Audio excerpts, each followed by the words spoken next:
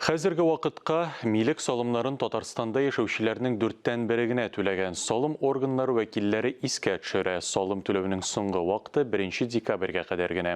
Тулырак киләсе репортажда.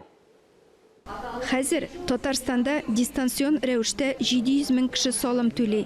Ел сайын салым түләүчеләрнең шәхси кабинетында электрон хәбәрләр арта бара. Сирин Халикова мәсәлән салымнарны дәүләт хезмәтләре порталы аша түли. Потому что это очень удобно, упрощает. То есть это... Бу бик уңайлы, гади, бер каяда барып торасы түгел. Бүтән түләү процессын өйдә генә үтим. Тик республикада яшәүчеләрнең күпчелеге фатир, автомобиль яки җир участогына салым квитанцияларын тутырып элеккечә үк түли. Фәридә Галимова да шундыйларның берсе. Приходит уведомление, если не приходит, то значит я прихожу в налоговую. Белешмә хәбәренең килүен көтәм. Әгәр килми икән, инспекциягә барып ачыклыйм. Соңга калмыйча барырга тырышам. Ай беткәнче ачыклап, салымларны түләп куям.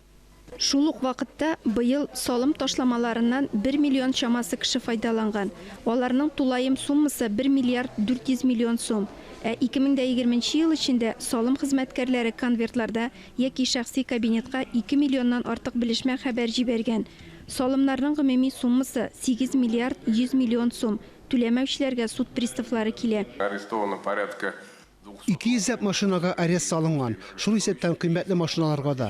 Бездә 100 мең сумнан алып 300 мең сумга кадәр транспорт салымы түләмәүчеләр дә очрый. Нигездә салым түләүчеләр бурычларын каплыйлар. Соңгы вакытта гына да транспорт салымы буенча 21 миллион сум бурычны кире кайтардылар. Штраф түләмәүчеләрне ачыклау һәм җаваплылыкка тарту буенча рейдлар көн саен диярлек уза. Гражданнарга 1 декабрьгә кадәр миллек салымнарын түләү өчен 3 атна вакыт калды. Әмма әлегә Татарстанлыларның нибары 25% гына салымнарны түләгән. Гадәттә, халык салым буенча әҗәтләрне соңгы көннәрдә түләргә күнеккән. Әйтик, узган ел кыш башланганчы Татарстанлыларның 85% салымнарын түләгән. Бу Идел буе федераль округында иң яхшы күрсәткеч. Быел бу күрсәткеч югарырак булыр дип ышана салым хезмәткәрләре. Ләлә Зайнуллина, Инна Данилова, Владимир Юрков, Татарстан яңалыклары.